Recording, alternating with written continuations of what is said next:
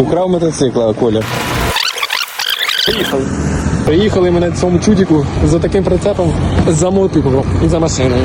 Копарт Корпорейшн. Ярослав, ти що, персики їздиш? Так.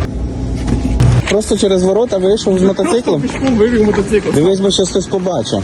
Більше на Копарт не пустять. Скажуть, украв мотоцикла, Коля. Все, забрали.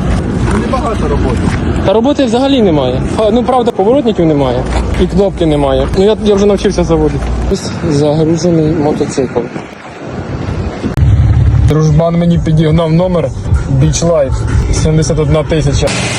Але все працює, все коштує 3-4 рази дешевше. Отакі от справи. Залишайтесь з нами, буде цікаво. Бай!